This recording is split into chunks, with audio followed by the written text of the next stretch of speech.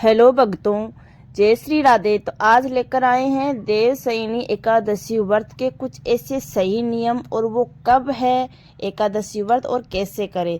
कुछ लोग कर देते हैं कुछ ऐसी गलतियां जिससे उसको बहुत ज़्यादा पाप लगता है। तो आज चलिए सुनाते हैं आपको कुछ ऐसी बातें। देवशयनी एकादशी 2025। देवशयनी एकादशी व्रत करने का क्या है सही नियम। 90% लोग करते हैं ये गलती जो लोग करते हैं आपको बिल्कुल भी नहीं करनी है। वीडियो में सभी जानकारी आपको दी जाएगी, तो वीडियो लास्ट तक देखिएगा। अच्छा लगे तो जरूर राधे राधे लिखिएगा। देवशयनी एकादशी 2025। देवशयनी एकादशी को हरिशयनी एकादशी भी कहा जाता है, क्योंकि इस तिथि से भगवान विष्णु विश्राम करते हैं और शिव जी षष्ठी के संचालन संभालते हैं। एकादशी व्रत करने का सही नियम क्या है आप जानते हैं? नहीं जानते ना, तो आज हम आपको बताएंगे। क्योंकि 4 महीने तक भगवान इस एकादशी से सो जाएंगे, विश्राम करेंगे, तो इसके नियम आपको भी जानना बहुत ज़रूरी है। देवशयनी एकादशी 2025। साल में देवशयनी एकादशी को बड़ी एकादशी माना जाता है।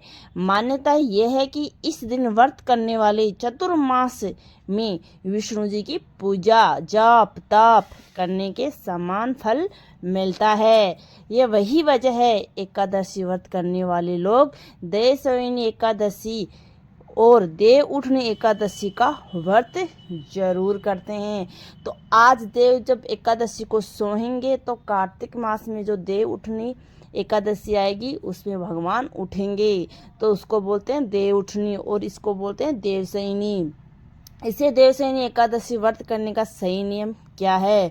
अधिकतर लोग इस दिन एक खास गलती जरूर करते हैं।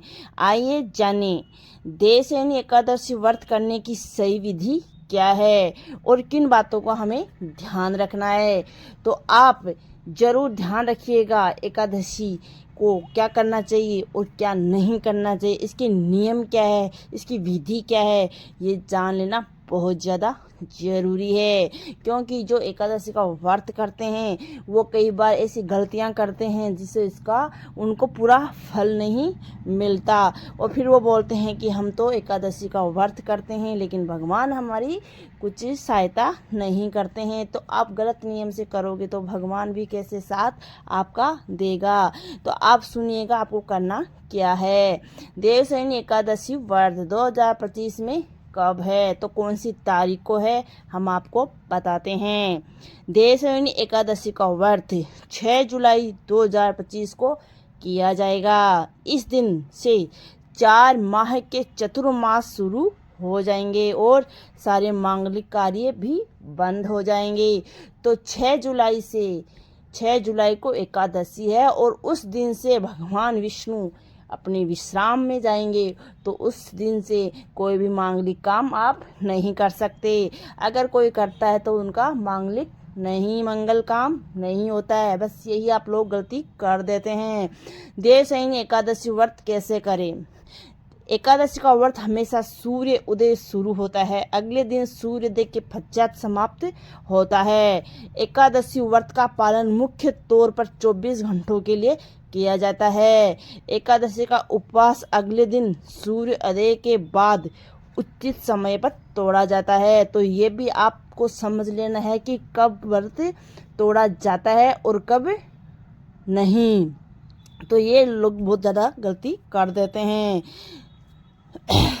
10वीं तिथि की रात हल्का भोजन। आपको 10वीं तिथि के दिन ही हल्का भोजन करें ताकि अगले दिन एकादशी पर अन्न का कण भी पेट में न रहे। भगवान विष्णु की कृपा पाने के लिए हरिशयनी एकादशी पर सुबह जल्दी उठे। हरिशयनी मतलब देवशयनी एकादशी आपको पूरी तरीके से हम समझा रहे हैं, तो आप समझ लीजिए।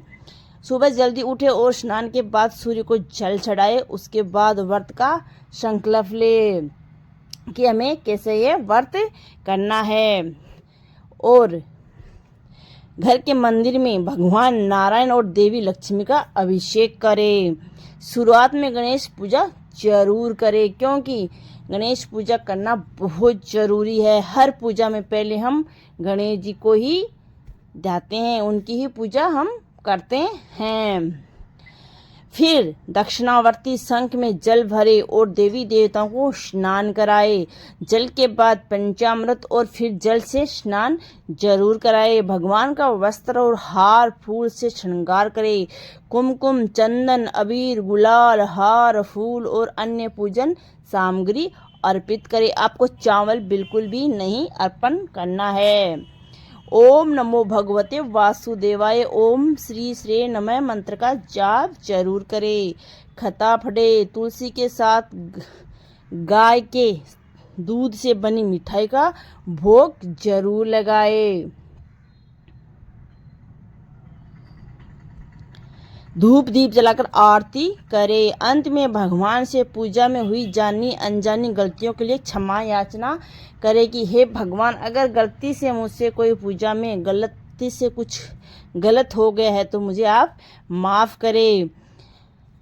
पूजा के बाद प्रसाद बांटे और खुद भी ले वही भोग ले जो व्रत में मतलब व्रत में आप खा सकते हो।